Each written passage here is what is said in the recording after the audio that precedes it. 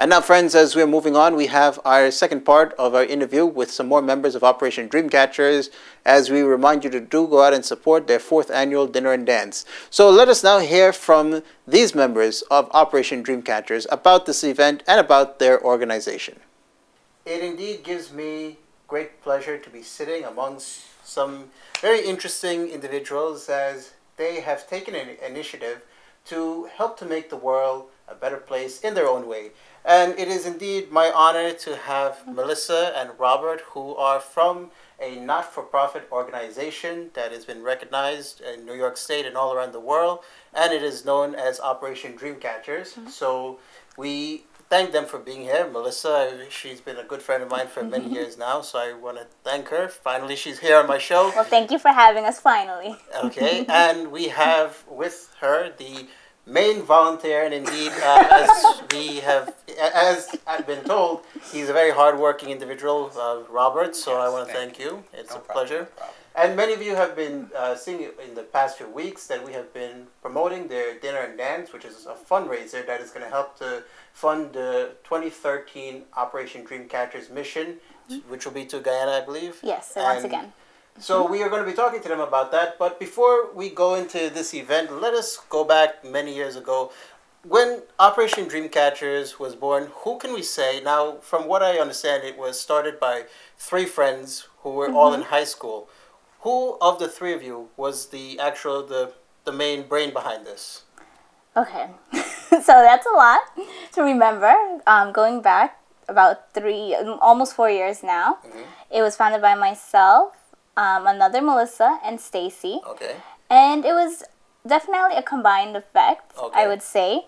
And it started while we were in a program at Columbia University, because we were all pre-med.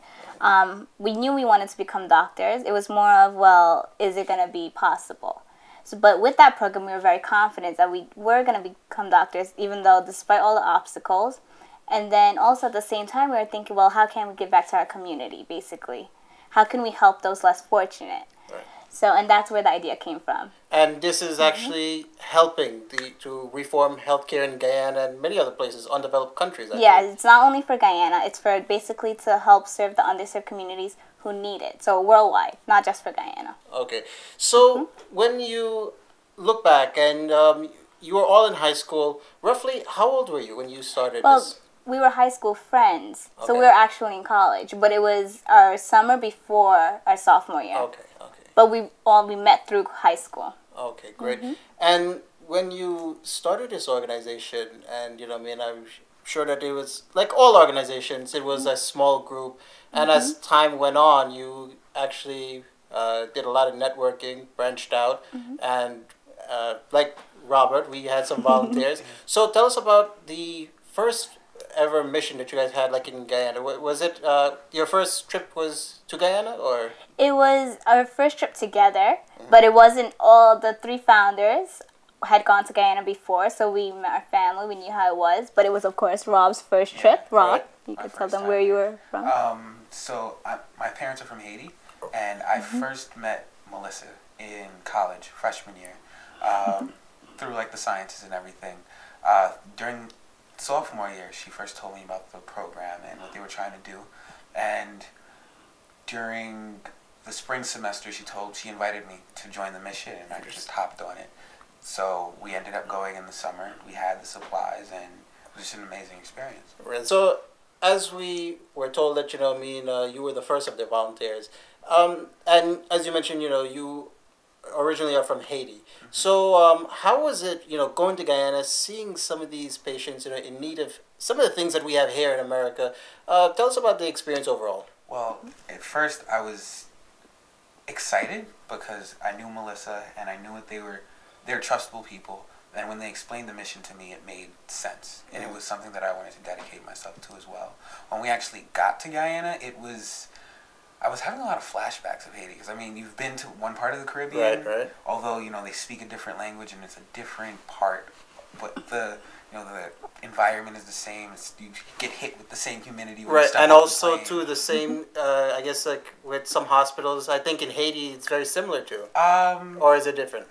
I really didn't interact with the hospital system that much when I was in Haiti, but in terms of the need and the conditions that people are suffering from, yes, it's very similar.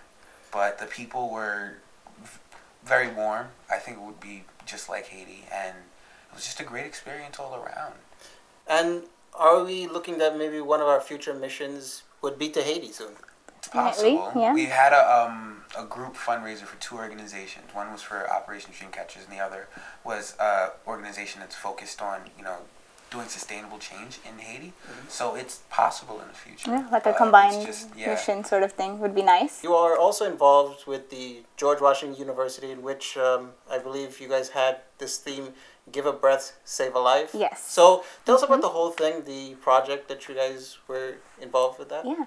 So the project that we're involved with there, it's actually called the Clinton Global Initiative University, because this is something done with university students. And basically the whole event is actually, it's over 1,000 students making commitments to how to change the world. Basically commitments to public service. So ours, Give a Breath, Save a Life, for Operation Dreamcatchers, was to donate oxygen concentrators to 4 hospitals in Guyana. And, well, the reason why we wanted to do that commitment is because at one time when we were there in one of the hospitals, unfortunately one patient died because he wasn't able to get the oxygen in time when he needed it. So that was unfortunate, but that's what inspired this. And also at the same time, we wanted to do something sustainable. So the oxygen concentrators that we donate actually takes the air, like right here in the room, and we'll filter it, like to get the oxygen and to give to the patient.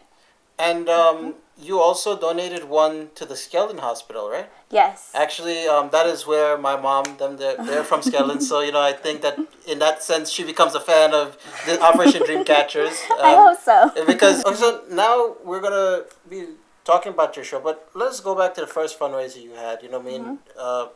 The distribution relief actually was in a good amount of, it was well received, and you went to Guyana, and what are some of the supplies that you donated over there?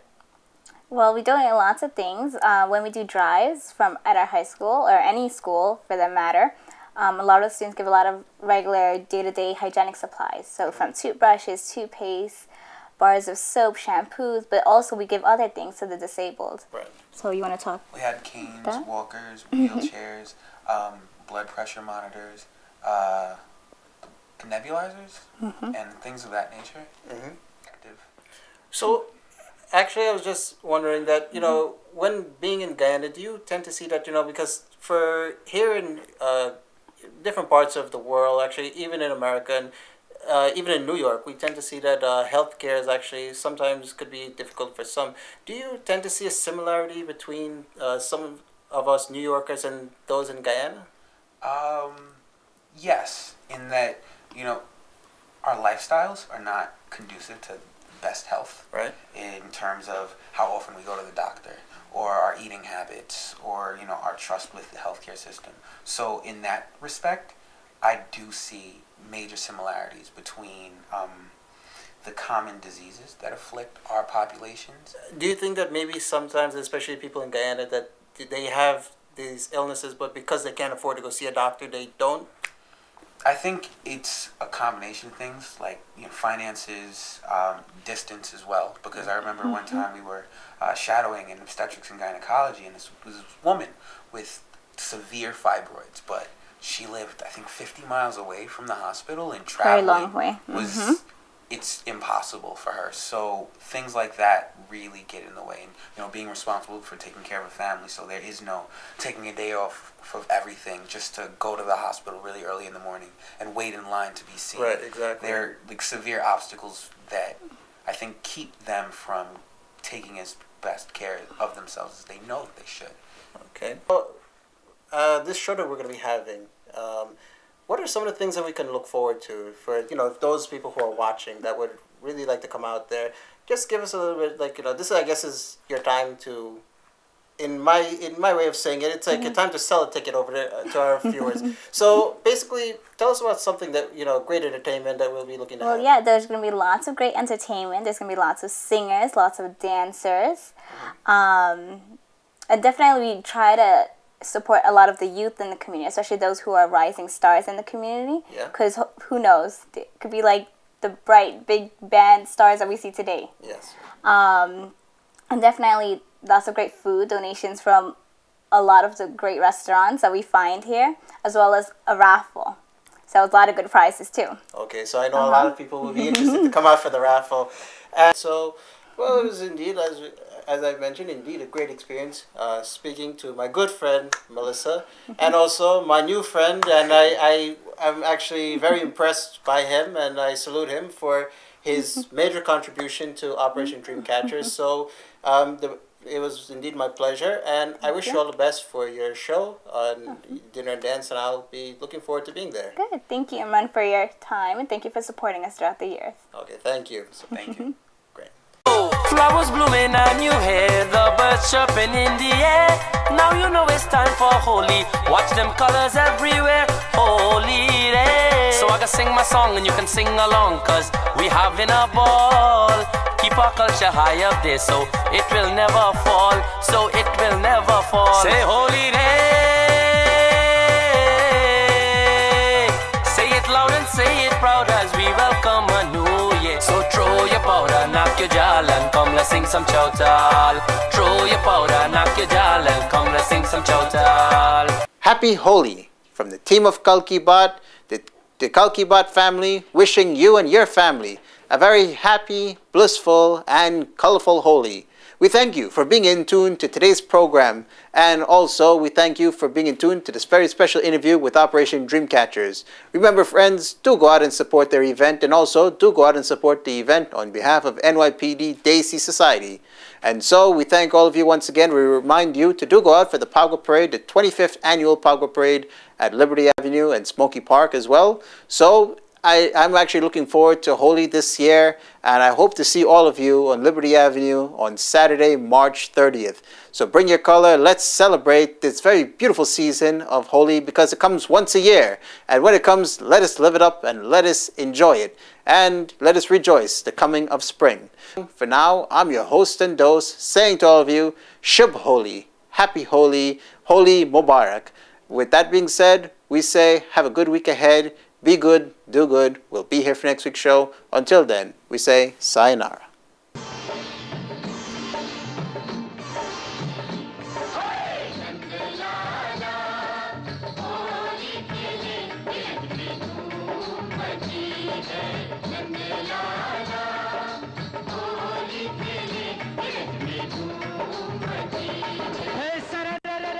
Sir से पांव तक भीज गई ब्रिजबाला, अररररररर बीच डगर में राधा को रंग डाला।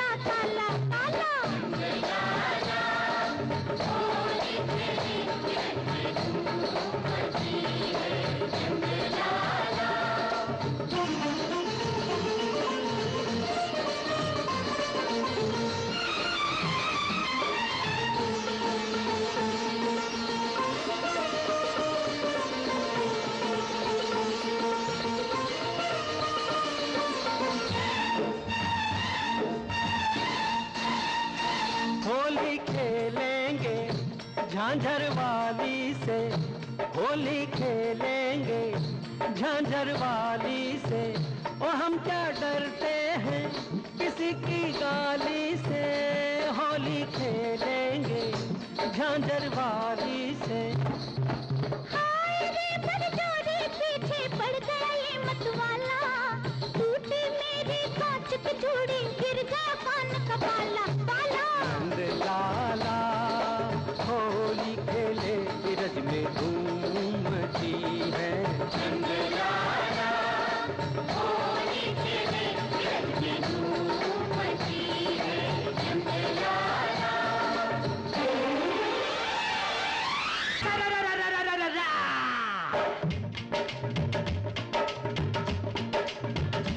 बड़ी नंद लाला होली खेले ब्रज में धूम मची, बड़ी नंद लाला।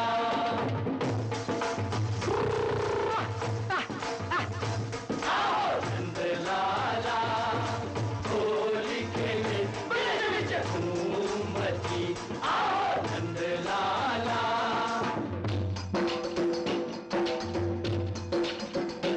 वालो नंद लालो होली रमे ब्रज में धूम मची चे, वालो नंद लालो।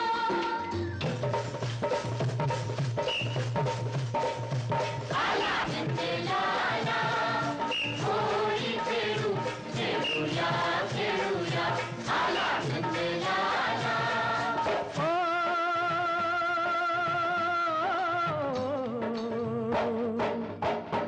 रंगे एक रंग में ओ अपने बेगाने, रंगे एक रंग में ओ अपने बेगाने, तो कैसे फिर कोई किसी को पहचाने।